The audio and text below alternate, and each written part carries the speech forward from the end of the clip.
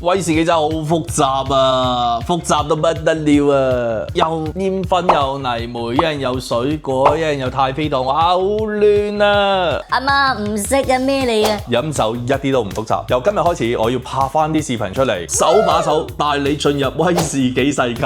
第一條視頻首先要講嘅威士忌5大產區，第一個產區係高地區，蘇格蘭咧最大嘅產區。咁咧佢又好似威士忌萬花筒一樣嘅，因為佢從呢個好高咧、好凍嘅地方係有雪山啦、有海島啦，去到好濕潤嘅森林啦，之後有海岸線啦，佢嘅風格同埋跨度係最大嘅。咁佢北部咧係有泥煤，有高地泥煤啦，有海島泥煤啦，南部咧有輕盈嘅花果香氣。咁東部嘅話咧就好甜嘅，咁啊西部咧有鹹鮮啦，我自己都包括有鹹鮮啦，係咪？高地區就乜鬼都有。OK， 第二個產區低地區，咁低地區係最溫柔 feminine 嘅，因為點解？地勢好平坦啦，同埋低地區同愛爾蘭好近啦，所以低地區最中意用乜嘢啊？最中意用3次蒸餾啦。咁今時今日仲有少數嘅酒廠咧用呢3次蒸餾嘅，咁呢一新嗰啲就已經唔行噶啦。佢嚟講咧最緊要係咩？有一啲我哋叫做禾稈草嘅感覺。一新嘅酒咧其實低地區咧就比較柔和嘅、輕柔嘅，飲落去咧好舒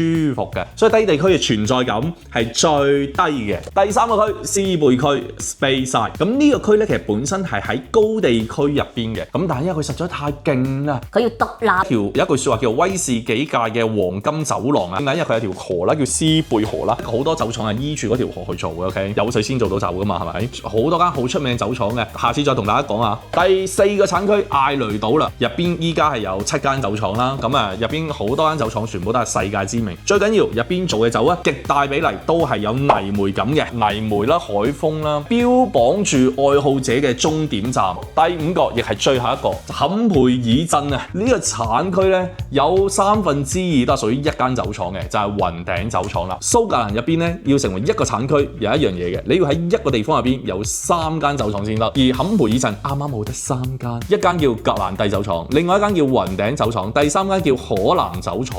雲頂同埋可蘭係同一間酒廠嚟嘅，佢係同一班人去做嘅，好重嘅嗰種煤炭嘅感覺啦，同埋有好多傳統嘅製程啦，有好重嘅油脂感啦，飲落去貨膜啊麥汁感好濃郁咧，肥皂感嘅，即係嗰種酒香咧好鬼正。今日5個產區講晒，喺呢度同你重複一次：高地、低地、斯貝塞、艾雷島、坎培爾鎮。下次有咩知識再同大家分享。拜拜。